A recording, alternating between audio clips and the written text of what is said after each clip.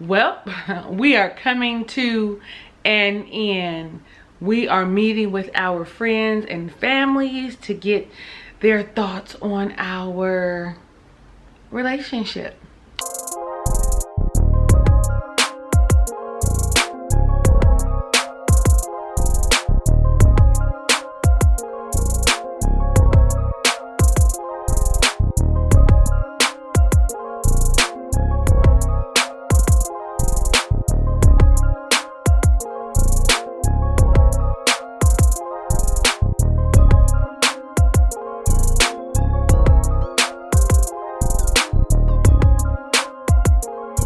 What's up? How you doing, Ray of Sunshines? I am your girl Talisa Rae, lifestyle coach, and we are reviewing Married at First Sight, season 11, episode number 15. Pack your bags, okay? Pack your bags. If it is your first time visiting my channel, I do go couple by couple, not scene by scene. It just works best for me. While I'm talking, you should click the subscribe button and the notification bell so you know when I'm uploading all the videos, all of the videos. Yes, sir. Yes, ma'am. And thank you. Okay, so let's just get started. And we're going to start with Brett and Olivia. Like, I'm all like, oh, okay, so this helps you to meet your obligatory duties in your contract and your agreement so that you don't breach. You've been in every episode. Y'all think about that? So Brett and Olivia have to tell their families or their friends, which was this case, that they are no longer together. I was so bored, honey. I was like, okay, so y'all know what was said. They not together. Honestly, Brett's friend, Anthony, didn't seem too shocked that things didn't work out. He said that he has known Brett to be unwavering and really about self, and hopefully this journey has helped him look outside of himself and see that he needs to consider other people. Brett ain't learned that yet. Hopefully he will see that in the reunion. After seeing yourself on TV, you get a different perspective, hopefully. The funny thing that Anthony did say, you guys found something in common and it was nitpicking. Yes, Anthony, they did. Then you saw Olivia talking to her good girlfriend, Amber. And, you know, she's like, I'm disappointed and I'm sad because I really wanted to be in love. I really wanted this experience to work. Blase, blase, blase. And I could have done this differently. I could have been more intimate because he was saying that's what he was needed. That's what he needed, and maybe the outcome would have changed. What y'all think? I'm with Brett. It just happened sooner than later. They had so many discrepancies and likes, and they couldn't get it together. Finances, kids, like where they were living, it was too much for them to actually live cohesively in the future. So better sooner than later. Now, I was sad to say, or to hear Brett say he didn't learn anything about himself in his experience. He learned about a pandemic and TV production. Like, that speaks volumes about his characteristic and his personality, and he is unwavering and kind of gives zero fucks about what anybody else thinks. And Olivia would really consider like dealing with him again if he had expressed interest of continuing. Is she stupid or is she dumb? Her and Christina are probably really good friends. All right, let's keep going. Let's talk about Christina and Henry, since they were the first couples that we saw. And literally, I don't know where Christina is. Like, she's so fucking delusional. But then in that next breath, I'm all like, Henry, you aren't being very forthright with how you feel. You're just a whole lot of affirming. Anyway, we see Christina go and talk to her friend Andrew. She lied to him, said, you know, she was giving her 100% in this. And maybe for her that was. I shouldn't say that she lied. From my standpoint, she lied. She lied. And I was glad to hear her say that she too was shocked that Henry would stay, considering the disconnect that the two of them have. Considering how she interpreted what he said was him not liking her or not wanting her, when that's not what he was saying. He was saying that well, I guess maybe he was saying he didn't like her dishonesty, and if I don't like your dishonesty and all you've been is dishonest, then I don't like you. But we know that he doesn't like her, and he just needs to share it with her. She also said that, you know, she'd like some things about him. You know, of course, that he's stable, number one, but he's talented. He plays the guitar and he taught himself. She says she still wants to give it a try. I wrote down, it's too late, you dumbass. Like, are you dumb or are you stupid? Which one is it? No, seriously. Because I can't understand why you would think that he would still want to be with you. Even after you said that he didn't want to be with you, why would you want to continue to have yourself go through that? Anyway, Henry talks to his good Judy, Kristen, and you know, he isn't sharing as much, specifically the whole text message gay situation that Christina had came to him with. That I think that was the nail in the coffin for Christina, that text message, to which we have yet seen her to show her receipts. It was news to us though that she had said that she would hold it over his head, like she threatened to him, if you don't have my back, I'm gonna, you know, I'm gonna send it to everybody, I'm gonna let it out, I'm gonna leak it out or whatever. He's all like, well, listen, I'm gonna say it first, because what you ain't gonna do is hold something over my head, because I don't want to be with you like that. But again, Henry needs to be able to vocalize that. He just sits there and affirms her and the things that she's saying, right? Prime example is at dinner.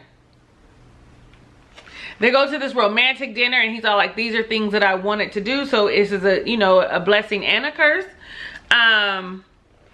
Christina is proud that they stuck it out, and I'm all like, right, that they saw something through. I'm all like, that's where her mental illness comes in, because she's so delusional that she keeps talking about, you know, okay, well, we have an option and decision day is coming, and I'm all like, there's nothing about this man's energy to me that says he's interested in you, Christina. We all can see that. Even you saw it, and you just don't want to be alone. You don't want to go back to having to figure out where you're going to stay or what your next move is going to be. Now, I do want to give her credit, because sometimes she has moments of clarity. And she was like, you know, I sometimes can be foul as fuck. Is that what she said? A fucking fool. Excuse me. Foul as fuck. A fucking fool. All of that's the same. Excuse my language, but that's the language that she used. And, she kind of did a backhanded apology, but I was proud of her, because again, like I said, glimpses of like a normal person is what she has. When Christina asked Henry, well, what do you like about me? Tell me some things that you like about me. And he said he was a loss for words for a few minutes. Like, he was stuck. I thought, oh, he ain't gonna say nothing. Is he not gonna say nothing? Oh, that's gonna be too much if he don't say nothing. But he did give her some compliments. It was like he had to dig deep. But we know he's slow to react, and he really thinks about the things that he's gonna say as to not to hurt someone's feelings. So he said partly was her ability to be spontaneous, and then that she was a good writer. And honey, when she started crying, I was like, there is a chemical imbalance with her. But she was saying that it was because he took notice of the small things, and we just might work, and we just need a little more time. And I just was like, where were we? And she's saying this out loud, and he's nodding his head, and I'm all like, Henry, now is the opportunity for you to say, listen, I see things a little differently. We have had 8 additional weeks, and we are still in the same place that we were when we first met. So I don't think it's a good idea. I mean, like, I'm not sure what you see, but maybe after we get a divorce, I don't know what he could say. She made a point about them not wanting to hurt one another's feelings. And so for me, I was like, okay, it makes sense. Because she don't want to hurt his, and evidently he don't want to hurt hers, because he needed to just say, I'm out. He even said it in his confessional. We live 2 different realities. The fact of the matter is, Henry, you're contributing to that alternate reality by allowing her to talk and just come up with shit on her own. Like, And this whole Christina wanting to make it work, I'm all like, am I missing something, you guys? Did I miss something? Did I miss something? Let me know what I missed down below in the comments, because she just really wants some stability in her life and someone to love her, and this fairy tale love that she sees on TV, when in actuality it doesn't work like that. She did talk about how she's used to men like putting her in her place, which is, you know, she was like, and maybe that's warped, and that's what she was looking for. And I really feel for her, because I know she wants to be in a relationship. But like most of these couples, the two of them definitely need self-work. They need to go see a therapist, not a coach, and do some healing internally. I feel like Christina's gonna say yes, and Henry's gonna say no. Y'all let me know down below in the comments what you think about the two of them, while we go right along to Amani and Woody. So, and they talked about where they were versus where they are now, and how much they've grown. And you know, this week is the week that's going to determine whether or not they stay or go. Now at this point, we're both still saying, I know I'm still saying they're both a yes, right? Well, Amani meets with her friend Nicole, and they have been together for 16 weeks, which is equating to 4 months. 4 divided by 16 is 4 entire months. So they've had some extra time to get to know one another. She says that she feels confident about decision day, that she's gonna say yes. She also confessed to her friend that she loved him. Now listen, in her little diary cam that we didn't see before, at least I must have missed it, I knew that she loved him, because she said, I choose him every day. I choose to be with him every day. And that is how you know that you are ready for marriage, because you have to choose to be with somebody every single day, even on the days that you don't like them, even on the days that they make you sick and you get tired. It is a choice every day. She said the one thing that would make her say no when her friend Nicole asked her was the fact that he's easily distracted. It seems like he's not listening, or he's not there with her, or he's not comprehending and understanding what she's saying, that he just goes with it instead of asking clarifying questions. The one thing I thought about Nicole was that Nicole asked very great questions, that she's logical, rational, she's a good head on her shoulders, and it made me think birds of a feather flock together. And so check your friends. Like, I know some of us are a little different than others, but your core is probably like your good Judy's. Think about that. Look around. Who you hanging with? Well, Woody goes and sits with his grandmother. I wish he would have chosen a friend, or even his sister, you know. But then I guess Granny is good. Mama is good, because they live together. Honey and Granny has her a drink. Granny has her a cute little drink and a cute little glass, and they're having the conversation. And he just says, you know, how he feels they're doing, that they're doing well, and that, you know, before he wasn't ready, but he realizes now, being single, this is what he was missing. He was always chasing after someone that he can do things with and have fun with and joke and laugh and communicate, and, you know, and things weren't working out. And being single is hard. That you have a sense of constantly searching for your mate. Listen, that's the thing. Think about that for yourself. If you want to be in a relationship, you're constantly dating, trying to find or connect with someone to have that kind of love. And he's saying he found it with Amani. And Grandma is happy. Mama's happy about it, okay? Mama's like, oh, I'm so glad you guys are meant to be together. He said, he asked her for some advice, and what she said was, make sure you listen to her. The same thing that Amani is saying is her issue. Evidently, we know men don't really, we be just blah, blah, blah, blah, blah, and it sounds like womp to them when we're divulging good information.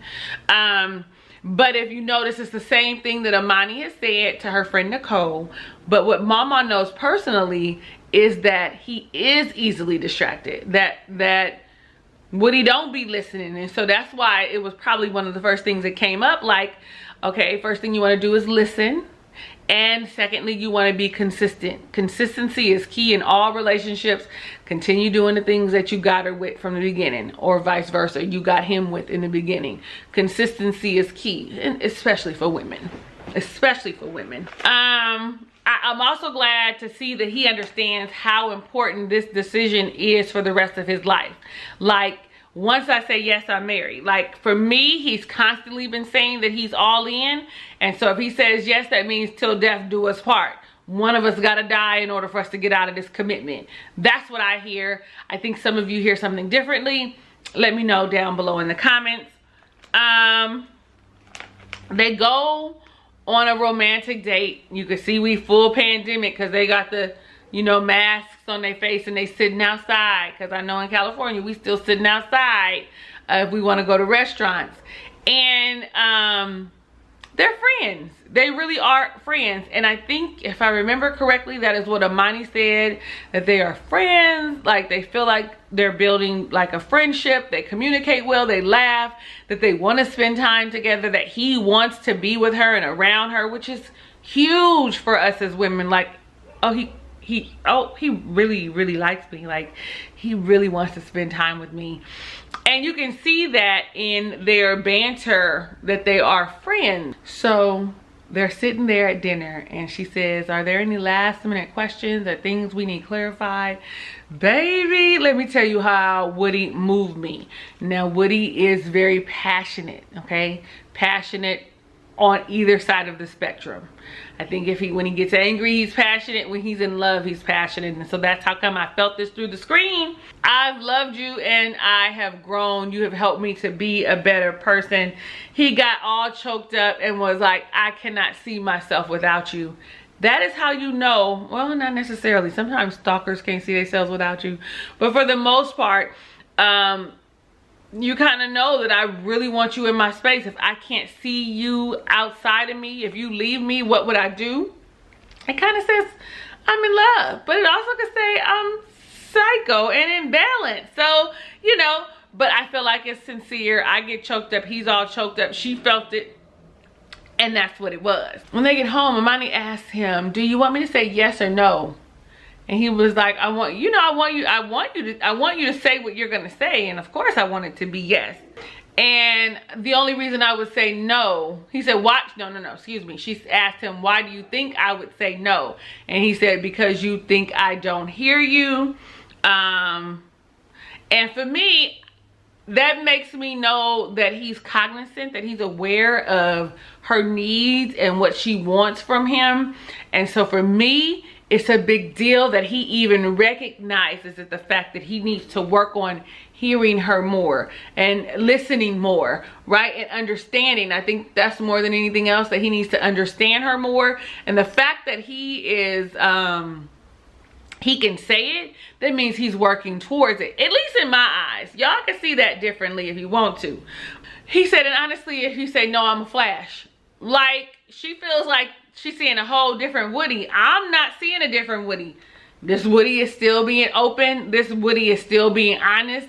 He's still being vulnerable. And he's pretty much saying, you're going to hurt my feelings if you say no. You know, he's like, I wouldn't care for an explanation if you tell me no. I wouldn't care for an explanation because I would be upset. I mean, she doesn't like that because she needs to provide clarity, and that's probably why he kind of tunes her out. We have to remember that they only need to hear, want to hear the facts in a right now situation. We have to remember, give the facts. Like, don't go drawing long on sentences and stories and shit, because they're going to tune us out and gonna probably miss the part that is of importance. So get to the point.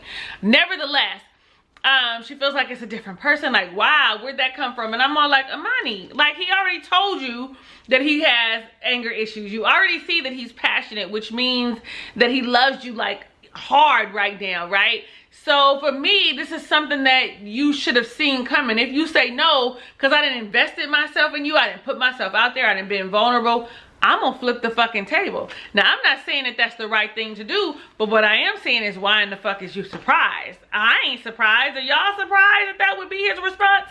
I'm not. I don't condone the response. It might be a little childish of him to do, but it would be his response, and I wouldn't be shocked. Okay, so then we go to Amelia and Bennett, and baby, I'm just like, the The conversation with them in the bed about flipping the coin on the decision already had my eyes like, well, were you really in this to be in this? Flipping a coin? And I was like, oh, they was just joking. They was just joking until we got a little further in. Bennett meets with his two friends, Robbie and Thaddeus, okay? And Bennett is like nervously laughing the whole time, which shows a level of uncomfortability. Like we've seen him comfortable and in his element and very articulate. And here in this scene, all we see is a bunch of giggling. Like I'm all like, oh, that's nervousness. That's a little bit like, what are my good friends what are they gonna say? I don't know. Like that's that kind of energy. You know, he tells them how you know, it's easy to get along, that they've been getting along really well, and they laugh and have a good time with one another.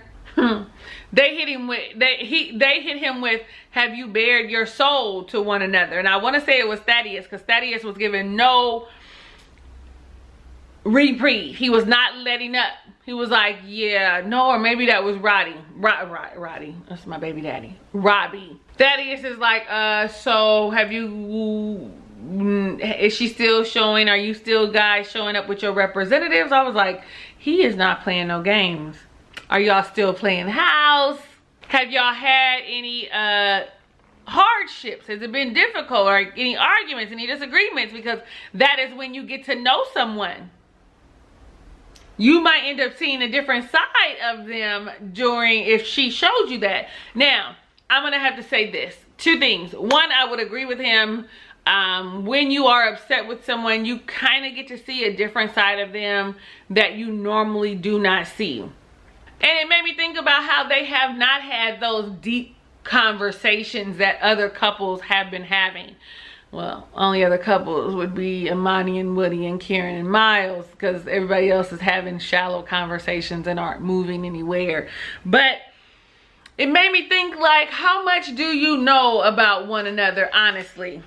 And Thaddeus is skeptical and just is like, you know what, they in the honeymoon phase. Like, when we get out of this setting, how are they going to be then? And that is always a question that we have to think about. How are these people going to be once we get out of this setting? So then we see Amelia. And Amelia, we see her and she's talking to a witch, aka a tarot reader, because she has questions that she wants to ask. Her friends are there as well. Her friends, Rachel and Katie, is that her? Yeah. Rachel and Katie are there for support. And pretty much what Mimi, the witch, the tarot reader, says is that he's a good guy, and that she needs to get out of her own way, get out of her head, stop over analyzing things, and then it just like cuts off in the process. And I'm all like, so did you pay, like, go on the internet and you paid for 60 minutes, and when your 60 minutes was up, it was like feed the meter, like, or was that the internet messing up? Y'all let me know down below in the comments. So on the last night, it seems, of course, we know that Bennett is more domestic than she is. So he puts all the balloons with A's and B's and hearts and candles, and they have some kind of pizza or something for dinner, and they sit and they talk, honey, and revelation happens for all of us. Well, not really for me, because I kind of felt like when she was singing, I'm getting beside myself. She said that before coming on the show, that she really didn't think that she was ready to be married. And she was just coming on the show because it was to be on a reality show. That before she had gotten chosen, she didn't really think that she was getting ready to be married, and it was like an experiment. And then when they called her, she felt like she could get along with anybody, a snowman. It didn't matter because she's agreeable, like, you know, and that people like her, so it wouldn't be a big deal.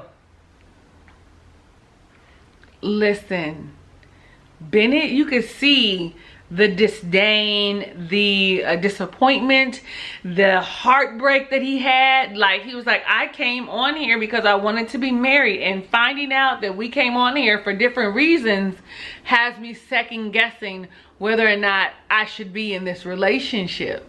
He has serious doubts. He's thinking like, well, do she want to be with me, or does she just want to be the star? When the cameras go away, how is she going to be? And she said it in like the little snippet, I think, was it for this one or was it for, no, it was for this one. And she was like, I'm just wondering how it's gonna be. I've been a star with the cameras all around. I felt like a star. I was like, oh, well, if he says no, she did that to herself. Like, who the fuck says that? But then again, you know what? Maybe she been feeling bad and needing to reveal it and was like, I better not get him to say yes, and I say yes without disclosing the full truth. And maybe I do. I'm in love with him now, but when I started out, I wasn't. We didn't hear that follow-up. You know what I'm saying? All we heard was, you came on here because it was an experiment, okay? So when they separate to go to sleep by themselves the day before the decision day, I felt like they had a good, they parted ways very in a good manner, right? I felt like yeah, I felt like, okay, that looks good. I mean, it seems solid. It seems like they might be in the same place. It doesn't, seems like she's gonna miss him, you know. I didn't say anything about Christina and Henry because when he left, it was awkward, okay? It was awkward. He had his backpack, went to the room. Hey, Christina, I'm leaving. Like, and she still made the delusional attempt that they could still work it out. And he's all like, I'm saying no. Anyway, let's talk about our final couple, which is Karen and Miles. Have y'all changed the way you felt about Karen? Let me know down below in the comments. Now, let me also say, I cannot remember who it is, said that the producers don't like Karen and she's getting a bad edit. So we're not seeing everything that we should see of what's happening with Karen. So if that changes your mind about her, then great. Because for me, even though she's getting a bad edit, these are the things that she's saying. Let's just go right on into the conversations with their friends, okay? Because there was some stuff about apprehension and whatever. Who cares? Miles talks to Blake, and I'm all like, Blake is very attractive. That smile is very charismatic. It is warm. I'm all like, hey, Blake, okay? Blake is half my age, probably my child's age, okay? And I'm looking at him like some cougar. I liked his I'm rooting for everybody black t-shirt. I wrote that down. He didn't say it, but he explains to Blake how they have been disconnected and how it was even worse at the start of the pandemic, but things have gotten better. Where his friend laughs at him when he makes reference that Karen says he's over emotional, right? You know, and the friend probably knows that he's emotional, but laughs at it because, like, it's stupid, yo. Like, what? What I got out of that conversation was that he said he realized he needed to break it down to Karen what he needed from her. But, like, damn, why should I have to tell you that I want to be wanted for the most part? Why do I have to tell you that I want you to hug me and rub on me and love me and touch me and kiss me? Why do I have to explain that to you? Blake asked him, well, what makes you say yes on decision day? And he was like, well, you know, Karen looks good on paper, beautiful, educated, great job. She is an amazing cook. Like, those are all the things. However, I would say no because there is no emotional or physical intimacy, and that is a big deal. And that has been the theme that he has been saying. And at this point, I'm all like, okay, it looks like Miles is gonna say no. Looks like Miles is gonna say no. He also made mention that, you know what, I need to be selfish and do what's best for Miles. And I honestly don't know if she can provide me what I need, if she has that level of care that I need. He asked his friend, so, you know, so do I make my decision based on potential or on what I know? Y'all let me know what you think about that question. What do you think? Should he make it on potential or what he knows? Now, we probably are biased, and I'm gonna say you never make a decision on potential. Potential can fail you, okay? Or it can, you might be excited that you took a chance on somebody for potential. But every time I made a decision on potential about somebody I was dating, honey, I was upset. I now go on what you show me, not just what you tell me, what your actions say, that they align. Like, so yeah, go with what you've been shown, cause she got a cold heart. Karen has her girlfriends Jessie and Felicia come over, and they was like, oh, you know, I like Miles, I feel good about y'all, blah blah blah. I'm all like, oh fuck, here we go. But nope. I was actually proud of Karen for saying that she knows that she needs to be more affectionate and that she's failing at it. But if you know it, then shouldn't you be trying a little harder? If you know that that's what he needs, like, that's not fair if you're not considering him, unless you really don't want to be with him. It's just a thing, and you should have been letting him go. Another love TKO if that's the case. And her friends, I'm so glad, said, well, that can be an issue for someone who needs affection. If you know that that's not who you are, then that could be a problem. That could definitely cause a problem, and it has. I wish she would have said, and it has caused a problem in my marriage. So Felicia asks about the chemistry, child. She ain't wasting no time. Like, what's up with the chemistry? They ain't got none. They ain't got none. And that's how Karen should have said it. Instead of trying to be all diplomatic, she should have just been like, girl, we ain't got none because I don't like him. But what she said was that she had concerns because she needs an alpha male. Let me look at what I wrote down. She has an alpha male. She needs an alpha male that is going to be able to lead the house. And I wrote down that can communicate with her. And I wrote down that that is Miles in a non-traditional way. You haven't given him the opportunity. He just does not come off as an asshole. Are you confusing an alpha male being confident with someone who's egotistical? Or someone who's manipulative? Or someone who's a narcissist?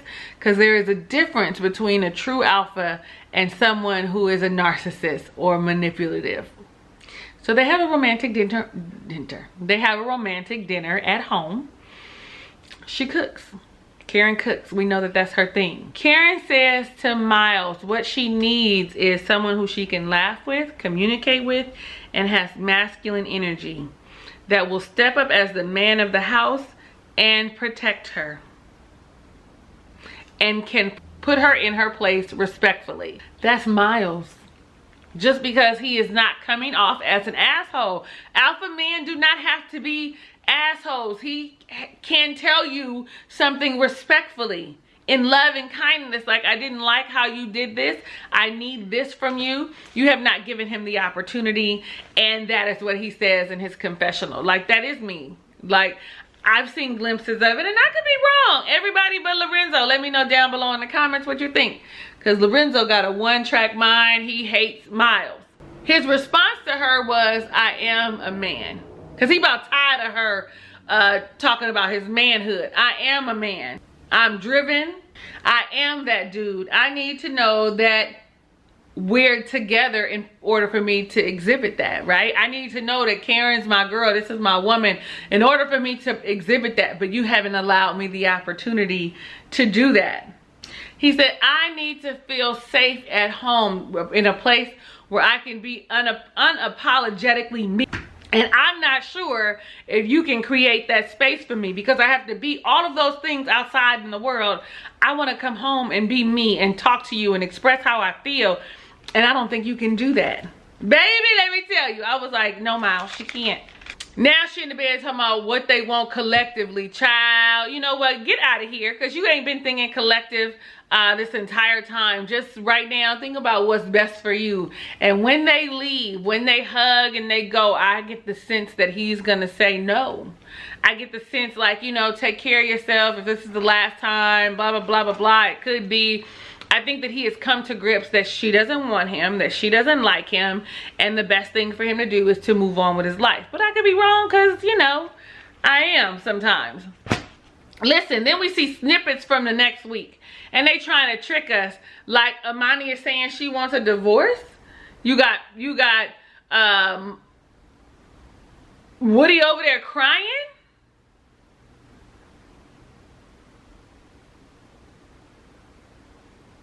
Y'all see me? Like,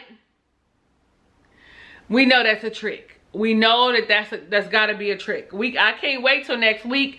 I see that Miles and Karen are having the conversation that they should have been having together, but now they're having it in front of the the experts. But in that same breath, in that same vein, they've been done a disservice because the experts haven't been around. They didn't even have that middle episode where, do you want to recommit? Do you still want to be in this relationship? Anyway, you guys, let me know what you think about this episode down below in the comments. I am extremely curious and want to know what you think. We've only got 2 episodes left, the decision and the reunion. I am your girl, Talisa Rae. Thank you so much for watching my review of Married at First Sight, season number 11, episode 15. Listen, first time here, click the subscribe button and become a ray of sunshine. Click the notification bell right next to it so you know when I upload videos. Like this video, everybody. Like it, like it, like it. The algorithm will share me with people when you like me, okay? And I'll still try and comment to everybody even if I get real big, right? You know, I'm gonna be in there looking at your comments and shit. Like, that's what I do. That's who I am. I like the community of it all. And share it with your friends. Say, you know, I've been watching Talisa. I know you like so-and-so, but Talisa Rae, I like her. So try her too. I love you in real life and want every good thing God has in store for you, even if you don't know what that is for yourself. Hugs and kisses and lots of love. I'll catch you on the next review.